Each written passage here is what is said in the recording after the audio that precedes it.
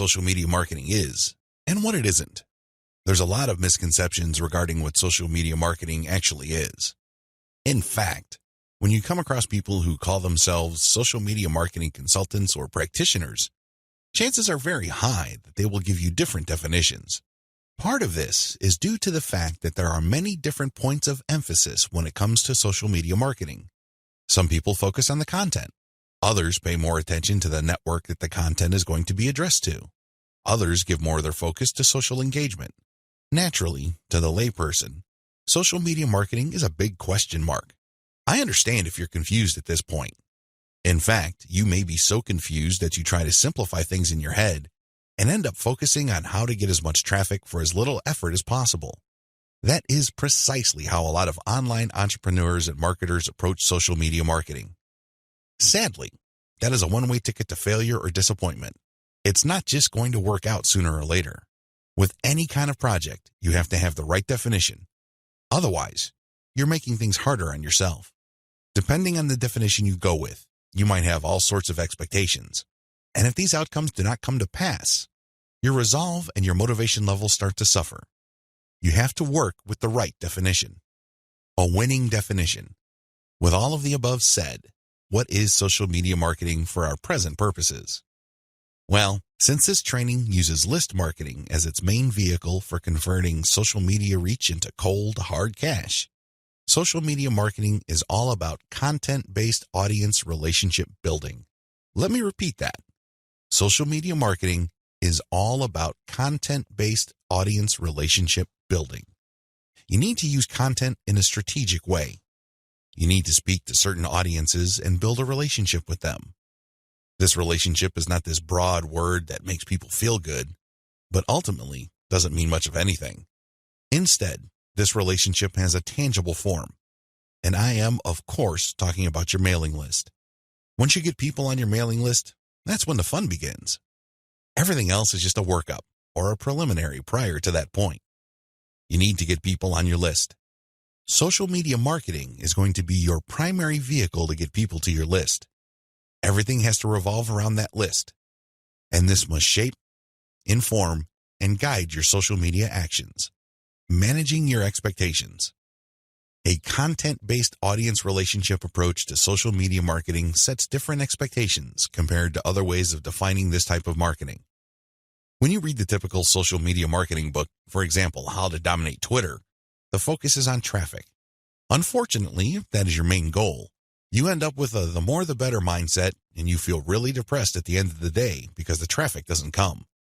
Even if it does, there's not going to be enough of it. You have set yourself up to fail. When you use a content-based audience relationship building approach to social media marketing, your focus is on getting the right content in front of the right eyeballs to build the right levels of trust. This is a long-term game.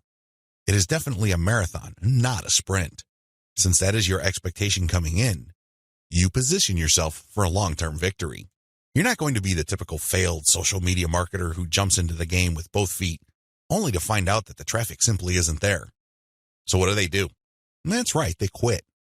Manage your expectations by focusing on the right definition and you will be okay. The worst thing you can do right now is to sabotage any chance of future success by defining the problem the wrong way and filling your mind with all the wrong expectations. Social media marketing can build brands if.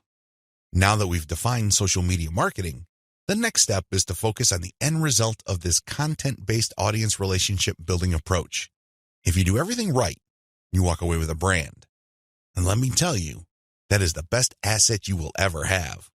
Now, in terms of real-world traffic, you may get a low to moderate level of traffic. But if you build a solid brand, that traffic is all you need. That is qualified traffic. These are not random people just blindly clicking on links out of curiosity. These are people who are actually interested in whatever it is you are trying to sell. They want to truly learn more. They want to build a relationship with you because they want to know what you're about, like what you have to offer, and eventually trust whatever it is you are pushing. These are real people, and this is only possible if you build a solid brand. You have to deliver solid value. I wish I could tell you that content marketing is enough to do it. I really wish I could say that, but that is not true. That only explains part of the situation. Sure, You have to deliver content that people truly are interested in. But at the end of the day, when they join your list, they are expecting and deserve value. That's how you build a solid brand. When people join your list, they will quickly find out that they did not waste their time because you send high-quality updates that actually add value to their lives. Social media marketing can explode the rate at which brands are formed. That's why a lot of people are ranting and raving about social media marketing. But a lot of them are clueless as to how to build a solid brand. Most of the time, they just stumbled into it. I'll let you in on the secret. It's all about content-based audience relationship building. There are many different parts to that equation, and I'm going to walk you through them in a practical way in the following videos. In this section, I just want you to wrap your mind around the definition and the expectations that flow from it. This is how we tightly define the project that you're going to embark on. Anything less, chances are, you're going to beat yourself up unnecessarily because you just had unrealistic expectations. This is not one of those get-rich-quick schemes. This is not one of those overnight success stories. This requires real work. This is the real deal. Are you ready for the journey? Great. Let's get on to 8 reasons why you need to do social media marketing. Just to be sure, if you are in any way, shape, or form unclear as to the value of social media marketing, here are just 8 reasons why it needs to be part of your comprehensive online marketing plan.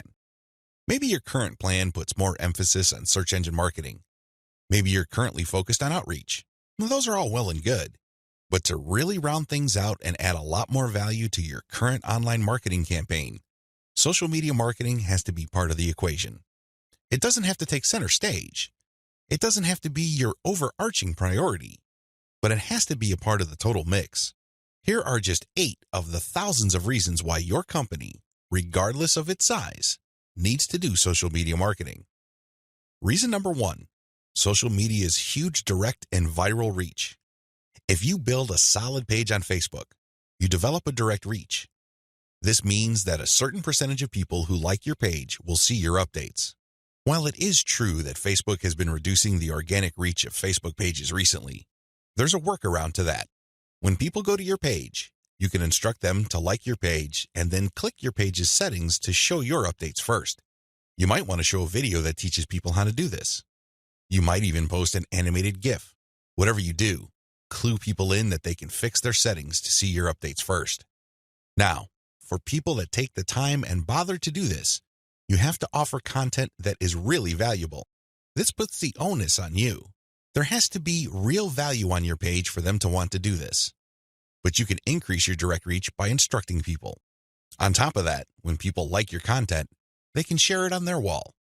Since people on Facebook have friends and their friends have friends, this can easily have an exponential effect. In fact, even if your page only has 100 likes, but these are real people with real friends, don't be surprised if one of your posts gets really viral and spreads all over the place. Social media enables you to have a large direct reach. It also provides you with a tremendous opportunity to enjoy an exponential content coverage. Reason number 2, social media is habitual. While different demographics have shown softening or weakening of social media usage on a daily, weekly, or monthly basis, this still doesn't take away from the fact that a lot of people habitually use social media. In fact, a lot of people do this the first thing in the morning. When they wake up, they go to their mobile phone or tablet and check their updates. It can easily become a habit. This gives you a tremendous opportunity to get your content and brand in front of many interested eyeballs. Reason number 3, target audiences use different content formats. The great thing about social media marketing is that you're not restricted to just one content format. You're not restricted to video, pictures, links, blog posts, text, or audio files. Instead, different platforms specialize in different formats.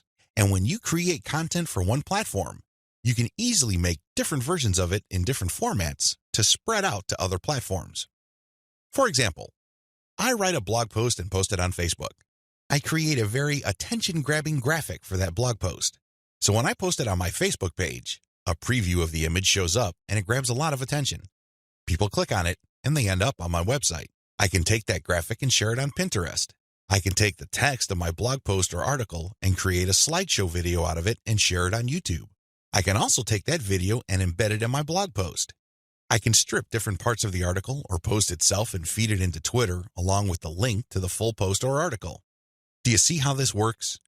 You get access to the different audiences or those different platforms by simply repurposing or recycling the same content that you made for one platform and sharing those other formats on other platforms.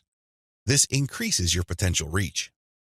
Reason number 4, most social media platforms can be segmented. If you've ever been to Instagram, you know that when you see a picture, it usually has many different tags.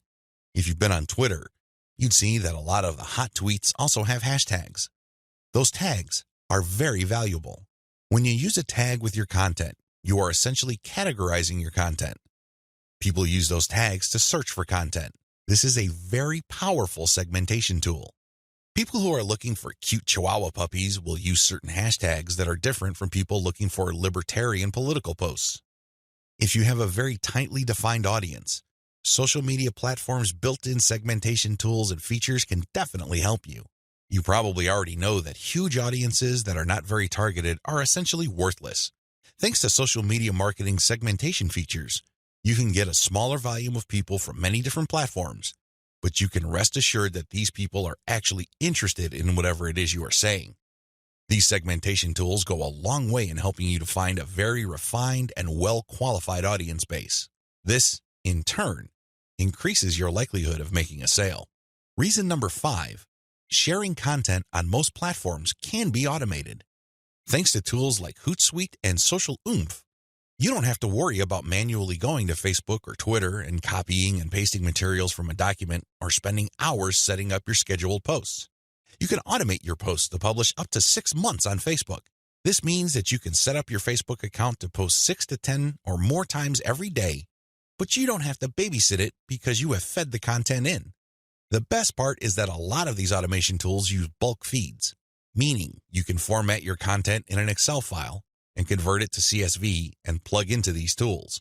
You don't have to input the materials one by one. Talk about saving a lot of time while also maximizing your reach.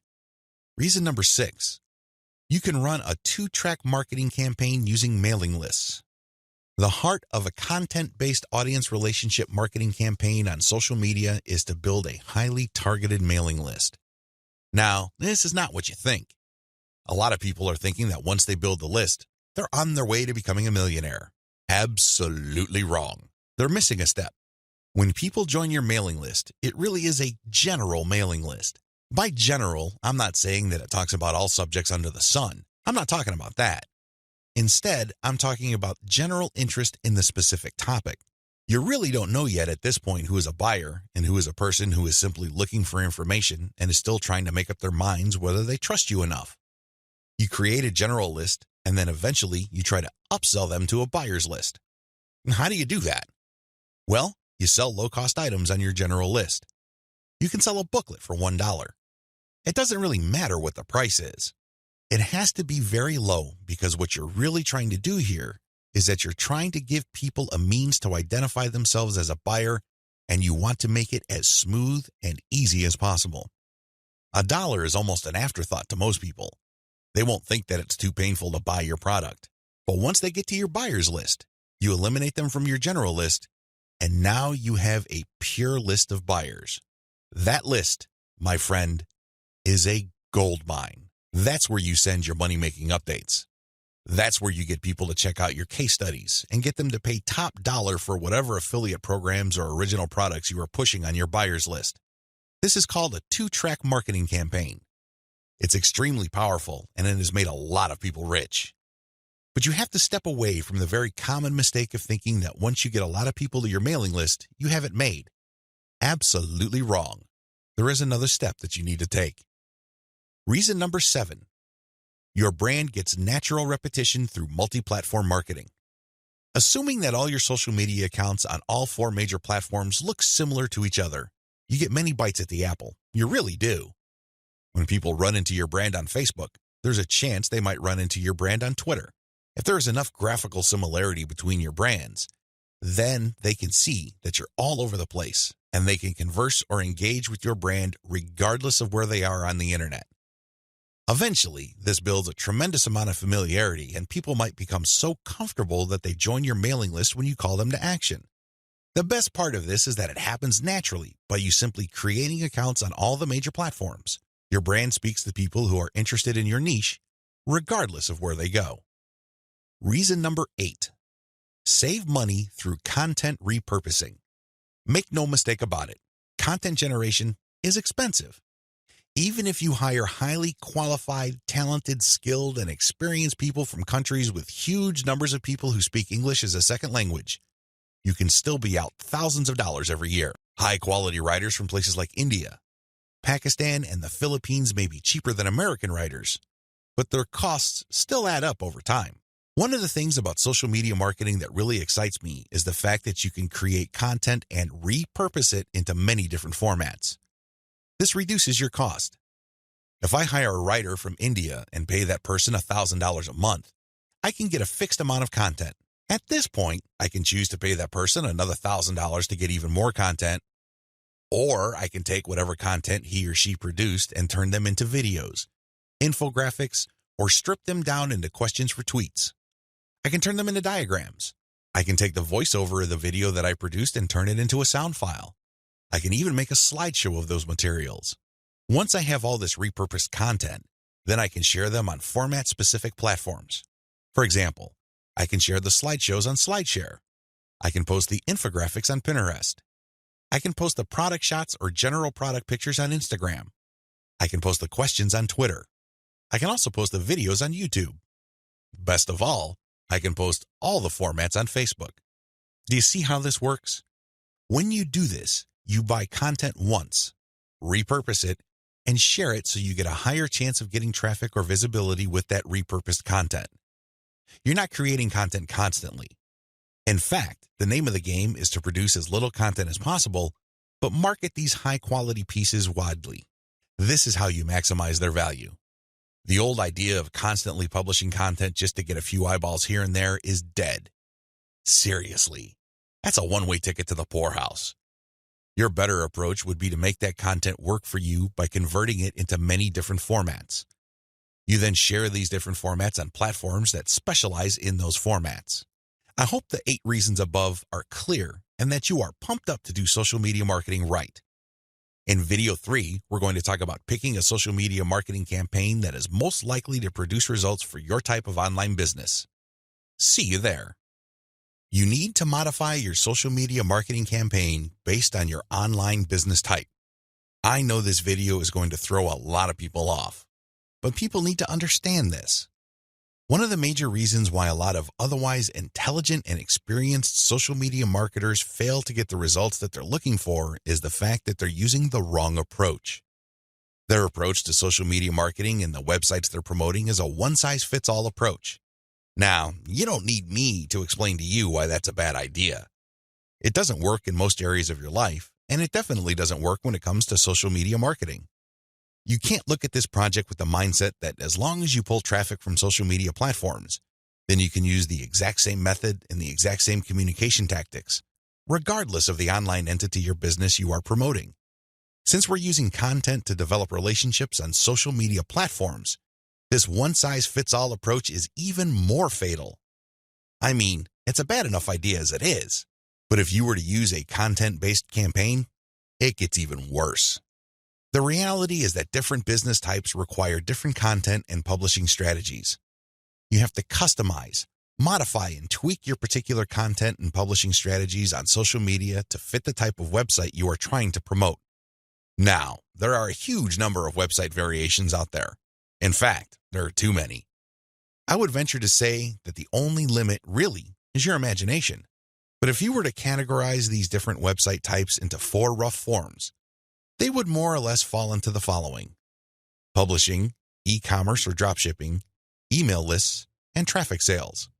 Again, there are many variations of these, but if you were to look at the different types of businesses out there, you can pretty much reduce them to these 4 types. When you study these closely, they have different needs. They have different features that must be addressed. Otherwise, you're not going to get the results you're looking for. Unfortunately, a lot of social media marketers would try to promote a blog the exact same way they would try to promote a dropshipping or e-commerce website. Similarly, somebody who is essentially just trying to sell their social media traffic is trying to do content marketing like somebody with a blog. It doesn't work It doesn't make any sense. The bottom line is obvious. Different strategies require different content types. You must start with the type of online entity you are promoting. Are you promoting a blog? Do you have a website that uses a lot of articles? Do people contribute content? Well, you have a publishing website. Do you have a dropshipping online store? Maybe you built it with Shopify and you use Overload to get products from AliExpress. When people buy stuff from your storefront, your software orders the materials from AliExpress and you keep the difference. Maybe you sell from your own inventory. It doesn't really matter. You run an e-commerce website. This is very different from a publishing business. Similarly, if you make your money through your mailing list, you can't market on social media the same way as you would if you had an online store. Again, different strategies require different content types. What do you have available? Now that I've gotten you thinking about how special your specific website target is, I need you to look at the different content types available to you. You need to think outside the box. You need to look at all the available options out there and how you can create content that is tailored to your specific type of online entity. Here are the list of content types you can use to promote different online entities, but your specific focus and specialization should weigh more heavily on certain types of content instead of others. Audio clips, slideshows, infographics, diagrams, blog links, videos. The bottom line, don't just think links. It really freaks me out. In fact, it really saddens me when I see a lot of otherwise capable social media marketers focus almost entirely on spreading their links. They think that this is the end game. Well, yes, links are important.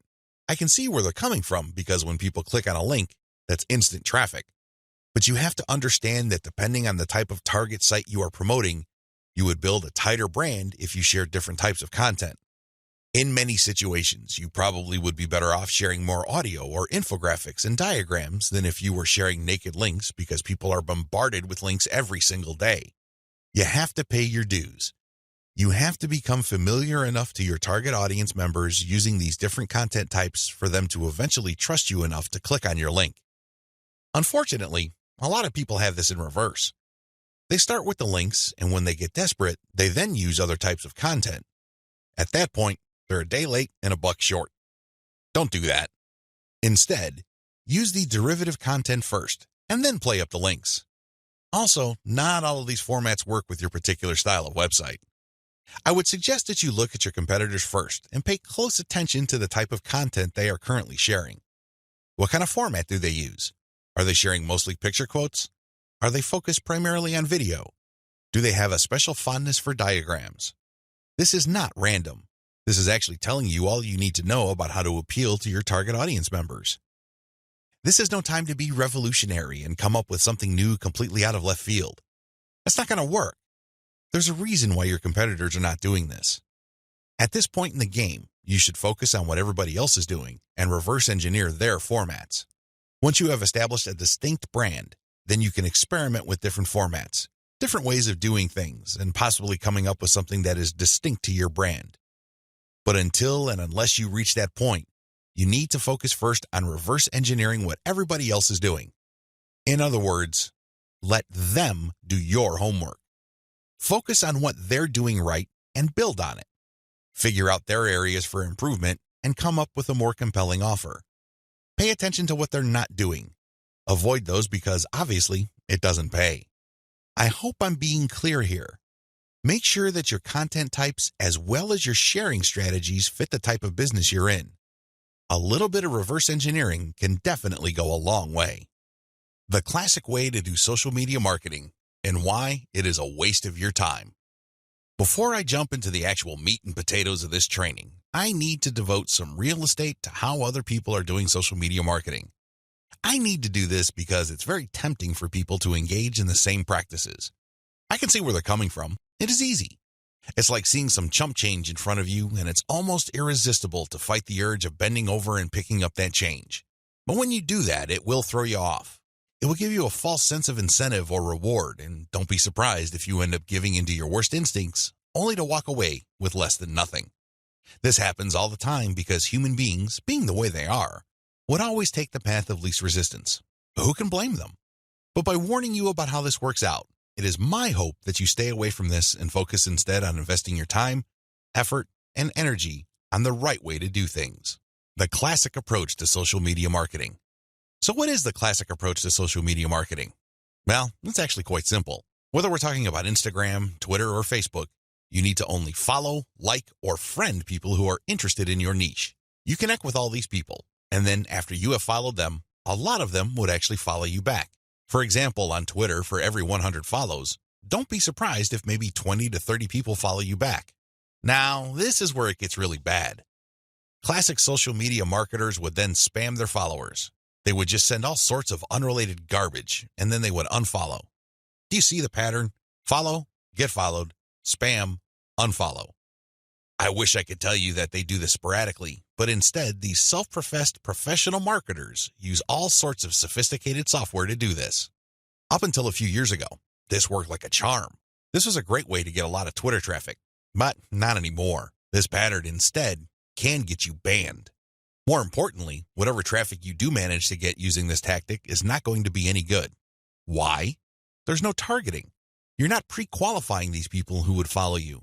The only reason why they followed you in the first place is because you followed them first. Where's the selection there? Where's the targeting there? Now, you can make wild guesses, but ultimately, it's a volume game and it leads nowhere. The return on effort is not there. I'm not saying that you can't make any sales doing this technique. I'm not claiming that. But what I'm saying is that whatever rewards you get are not offset by the wasted time, effort, and energy, as well as opportunity costs involved. You're better off using a quality-based approach. Audiences are looking for quality. The bottom line to modern social media marketing is to use quality content. Your content will speak for you. Your content will do the pre-sales job regarding your brand. In other words, your content is your representative. It speaks to the values you want your brand to be associated with. The sad reality. Even if the follow, get followed, spam, and unfollow technique still works for some people, the rules have changed. Social media platforms will reward or punish you based on engagement. If you want an extreme example of this, just look at Facebook. Facebook used to be a traffic goldmine. Not anymore. You need a really high level of engagement to preserve your reach on Facebook. If you get normal levels of engagement, good luck. That's how bad things are. And that's why I need to take this time to spell out why this classic social media marketing no longer works. Other failed methods. I would be remiss in my duty to educate you on failed social media marketing strategies if I don't also mention other failed techniques. First, hashtag hunting no longer works. This technique involves marketers finding hashtags that are trending. They basically would publish niche-specific content, but use unrelated or irrelevant hashtags and pair them with their content. They do this because they want to hitch a ride on the upward trend of those hashtags. They know people are searching for those hashtags. They know that these hashtag trends are hot, so they want to poach as many eyeballs as possible. Unfortunately, the traffic that you get is not going to be any good. People are looking for specific types of information, and when they see that your content is so obviously unrelated, they're not going to click through. You might even get reported. Another failed method you should stay away from is influencer spamming. There are many influencers in most all niches. If you want to see this in action, go to Facebook or Twitter. There are many specialized pages and specialized Twitter accounts. Now, constantly mentioning those influencers on your content is not going to help if your content doesn't really add any value. There has to be a reason why you are engaging with these influencers, and drawing their attention is not enough. Getting them to look at your content because you think your content is hot is a lousy idea. Instead, you should focus your engagement tagging based on what they did. For example, if an influencer was talking about recent trends in athletic shoes, then that person would be fair game for an article I post regarding the latest trends in athletic shoes and what they mean in terms of the bottom line of large footwear apparel companies. That influencer would be directly interested in what I have to say because I'm sharing content that is not only high quality, but is directly related to stuff he or she is already talking about. Do you see the specificity here? Do you see the direct link? Now, compare this with an influencer who talks only about Forex, and I tag that influencer when I'm talking about Bitcoin. That person's going to get annoyed. Do you see the difference? Finally, automated publishing with no outreach is not going to work. Basically, what you're doing is throwing spaghetti on the wall and hoping something sticks. If you're just publishing content on an automated basis on Twitter, Facebook, Pinterest, and other platforms, it's anybody's guess whether people would actually engage. You have to do some outreach. You have to draw eyeballs to your content. You have to find existing pools of highly qualified audiences and get your social media account in front of their eyeballs. Use your very best content. If you do this right, your automated publishing on social media will be greatly rewarded. Use a shotgun approach and you're probably going to get the same results as other failed social media marketers. 10 steps to faster and easier modern social media marketing. In this video, I'm going to give you an overview of the 10 steps I'm going to teach you in this training. This training is a product of many failed experiments. Believe me, if you've been exposed to some type of hot or groundbreaking social media marketing technique or strategy, I've been there. I've done that. This training is a product of all my experiences. I know what works and I know what doesn't. I also understand that people have different skill levels, time horizons, and project resources. I understand the limitations. I understand most people's concerns regarding social media marketing. Accordingly, I've come up with a 10-step program that appeals to most social media marketers, regardless of how small or how big their budget is, and regardless of their skill levels. If you're looking for a truly effective social media marketing game plan that you can set up to pretty much work on autopilot, this is it. Please understand that these steps that I'm going to lay out are exactly that, steps. You need to follow them. You can't skip a step. You can't assume that since I mentioned certain keywords or I'm talking about certain themes and topics that you have mastered this already. I need you to look at all this information with an open mind and pretend you are learning social media marketing all over again. If you don't have that mindset and you are all too eager to skip steps, don't be surprised if the plan that I'm teaching you will not work for you. How can it? You zip through it. You rushed. You skipped through certain key parts. You need to be patient with this program by going through each step. Don't go to the next step until you've mastered the step you're on. I know you're busy. I know you don't have the time, but you need to do this right. Otherwise, you only have yourself to blame if things don't work out. Are we clear? Okay. Here are the 10 steps to faster and easier modern social media marketing. Niche research and targeting. Content curation. Reverse engineer your competition's top content. Create fine-tuned payload content. Market your mailing list right. Unlock the power of repurposed multi-platform content. Automate content sharing. Scale up your targeting. Sell to your list differently. Reinvest your profits the right way. Those are the 10 steps. I know they sound pretty simple. They definitely appear pretty straightforward, but the devil, as always, is in the details. See you in the next video. How to do niche research and targeting the right way. I can't even begin to tell you how many times I've run into social media marketers and they automatically want to know about traffic generation. Forget about niche research. Forget about consumer intelligence. Don't worry about setting up the right site to get in front of the right target audience eyeballs. Let's just skip straight to the good stuff. That's the kind of mindset that I run into all the time. And that's why a lot of people struggle in this game. You have to understand that until and unless you find yourself barking up the right tree, you're just going to be chasing your tail. I know I'm using a lot of dog analogies, but these are the most appropriate. Most people are simply just chasing their tails and wasting a whole lot of time doing stuff that doesn't really add to their bottom line. A lot of these, and I would guess all of them, can be quickly dispensed with if people only did niche targeting ahead of time. In other words, know your audience. Since you have a clear profile of who your target audience is, the next step is to go to these different social media platforms and find them there. Believe it or not, whatever it is you are promoting, regardless of how esoteric, obscure, or weird it may be, there are already people on social media platforms talking about or showing interest in whatever you are promoting. I know it sounds crazy, it sounds weird, but it's absolutely true. Your job as a marketer is to find those audiences on these social media platforms. The way to do this, of course, is to identify your business's target audience. Sadly, most marketers don't even bother with this.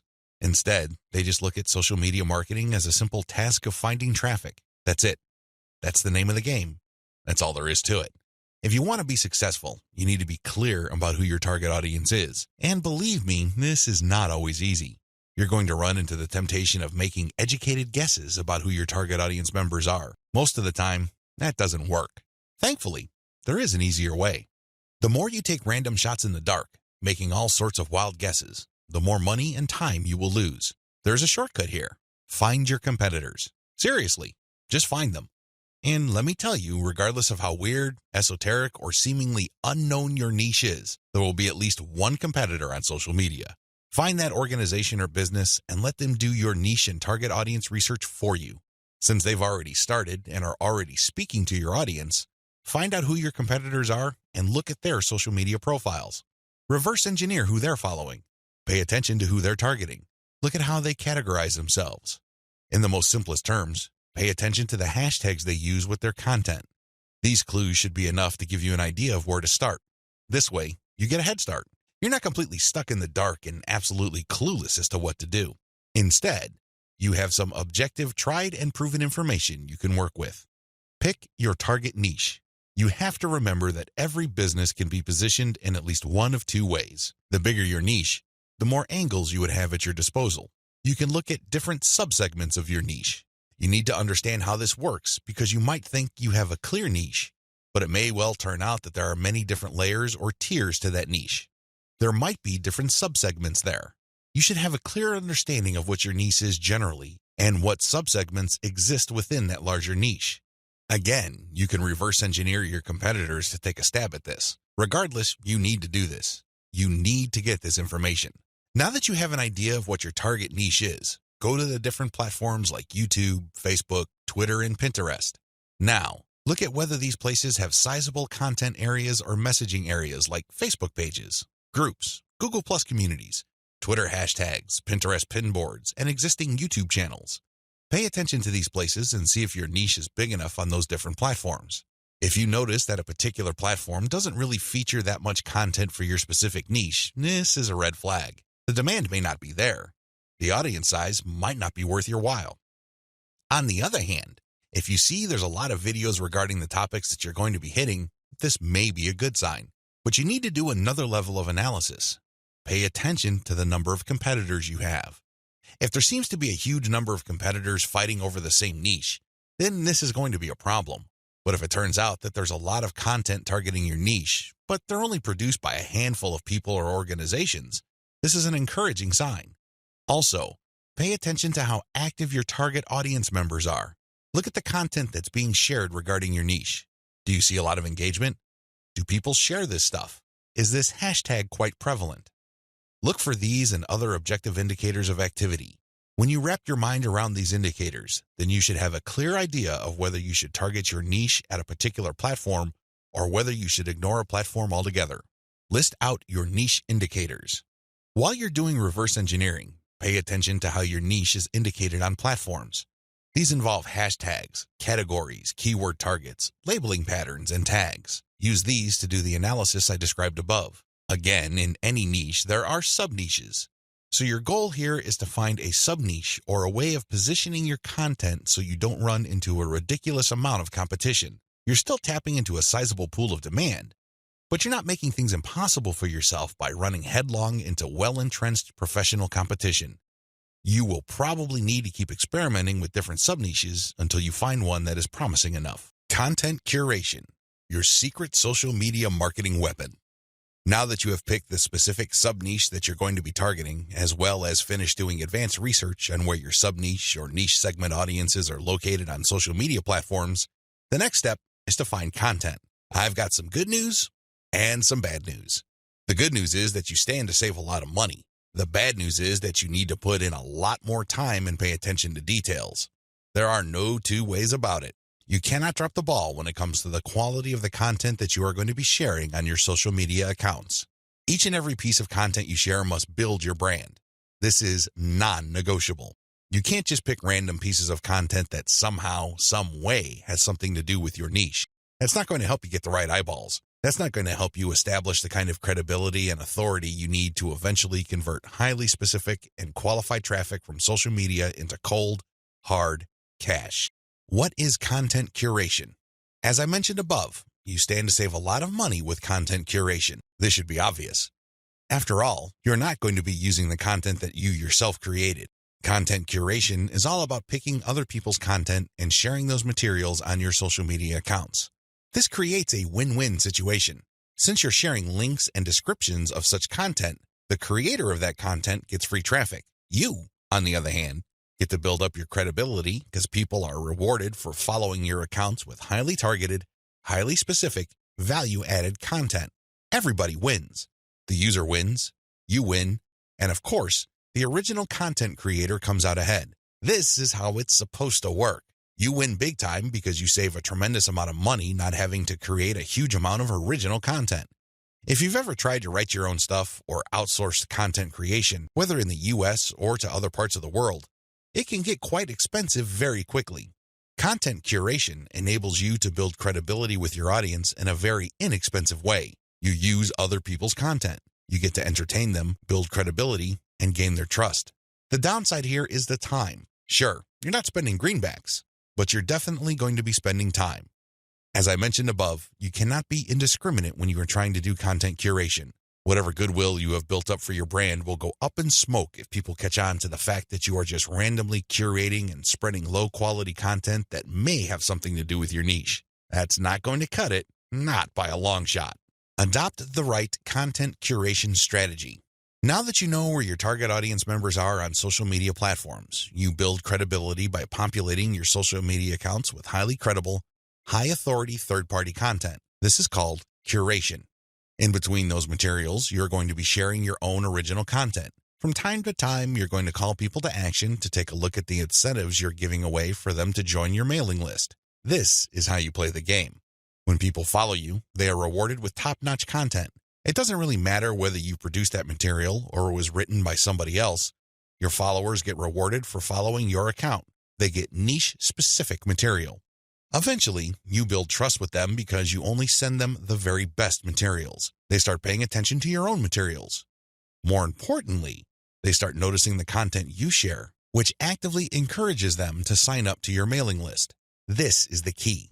You intersperse your own original content. You create an impression of quality in their minds because you're sending only the very best third-party content. You then mix in your own original content, which is of the same quality as the other stuff you're sending. Eventually, they warm up to your brand, and this is where your call to action content comes in. You call them to action regarding the freebies you're giving away. Maybe you're giving away software, a booklet, discount codes, or even a full-blown book. It doesn't matter. You are ethically bribing them to enter their email addresses so they can download the incentive. That's how you build up your mailing list. On top of all this, when people join your mailing list, you call them to action to share the emails that you're sending them. Maybe you should ask them to forward that email to their friends. Maybe you would want them to copy and paste the material and post it on their Facebook wall. The best part to content curation is that it's very easy to automate. Seriously, this is one way of content promotion that is very automation friendly. You only need to get the URLs of the third-party content that you're curating and plug them into an Excel sheet. You then convert the file into a CSV file, which is then imported by social media scheduling tools like Hootsuite and Social Oomph. You don't have to manually enter anything. You don't have to schedule everything by hand. You can do all of this through software. Isn't that awesome? You get to build credibility while at the same time minimizing work. Now, with that said, you need to pay special attention to the content quality. High attention to detail is the key. You have to resist the temptation of running basic keyword searches on Google or on social media platforms and grabbing anything that is somewhat related to your niche. That is a one-way ticket to brand destruction. You worked hard to build your social media brand. It really would be a shame to see it all go up in smoke because the content you're curating is very unpredictable when it comes to quality. There may be several days when you're sending the very best, cutting-edge reports on your niche, followed by a few days of just completely worthless content. What do you think prospective fans would think? Either they would think that your brand is unreliable or you're unprofessional. Whatever the case may be, you're not going to be convincing people that your brand focuses on the very best in your niche. You need to be very discriminating when you select your content. You have to read through the materials. Make sure that the content is alive, updated, and well-written. This, of course, takes time. The trade-off, obviously, is that you don't have to spend money. Regardless, you need to pay close attention to the content that you're sharing because it represents your brand. The quality it contains either makes your brand look good or erodes your brand. It's your choice. Reverse engineer your competitors' top content. In the previous video, I mentioned that you're going to have to mix in your original content. Now, the question that's probably on the top of your minds is, how do I know which content to produce? Well, there are two ways to do this, like I mentioned earlier in this training. You can try to figure out things on your own and engage in all sorts of experiments, or you can just simply allow your competitors to do your homework for you. I hope you can see which path is the easiest. It should be obvious. If you are sending the very best content on your niche, your original content must be at the same level or better. Otherwise, your followers are not going to take the bait. They're not going to trust your brand. They appreciate the fact that you're collecting all this information, and they're probably going to stick around and follow your social media accounts. However, you can't count on them to do much of anything else. There's really no incentive for them to join your mailing list. Why should they? Your content is not that great. They only need to compare the kind of original content you produce with the other top-notch third-party stuff you're sharing to see your weakness. Do you see the problem here? You have to produce top content if you want your brand to be credible. Thankfully, this is easier than you think.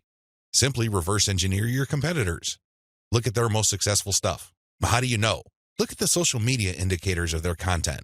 How many likes does their top content get? How many shares? Is there any other indicator that shows that this content actually has traction? Maybe you should pay attention to the number of comments for that content. Maybe you would want to run a backlink checker on a piece of content and see how many other blogs or websites link to that piece of content. This is how you measure the overall success of any single piece of content so you can use it as a template, if you will, for your own content. I'm not saying that you should rip it off. Instead, I'm encouraging you to use it as a starting point and come up with something so much better. Focus on what works. When you look at your competitors' most social pieces of content, you are basing your own original content on themes and topics that actually work. They have traction with your target audience members. You're not wasting money or time taking wild guesses. This is one of the most common mistakes social media marketers make. They think that they have the best ideas regarding hot content in their niche, so they come up with all sorts of content that they think is just plain awesome, only to fall flat on their faces. I'm telling you, for every 100 pieces of those types of original content, maybe 10 would gain any sort of respectable traction in your niche. It's too expensive, and it burns too much time. Thankfully, there is a better way. You just need to reverse engineer your competitors' most successful content. Use that as a starting point. You can adjust them. You can modify them. You can come up with your own variations. But at least you get a head start. At least you're in the ballpark when you start off. You're not just taking random shots in the dark. Learn from your own success. After you have started curating and mixing in your original content, pay attention to your statistics. They should tell you which of your content gets the most love. If you notice that a handful of your curated third-party content gets a lot of retweets, shares on Facebook, or any other indication of social media engagement, pay close attention to those pieces of content. At some level or another, they struck a nerve. They caught your audience members' attention in a very positive way. Find these successful curated pieces of content and create original versions of them. Similarly, if you have many different original pieces of content, only a handful of them will be really successful. Pay attention to those. Find them. Once you've identified them, create more of them. Focus on the same themes and present similar information the same way. The key here is to focus on what works and expand it and grow it. Ditch the stuff that failed. Build on your strengths. Create derivative, cross-platform variations of your most successful content. Now that you have a clear idea of how to create content that has proven traction, don't just keep reverse engineering it. While you need to continue doing that, you also have to do something else. Create derivative or cross-platform versions. For example, one particular type of blog post does well on all your social media accounts. Identify its themes, pay attention to its patterns, and come up with another blog post. See if that works. If you achieve the same level of success, you're onto something. This is not a fluke.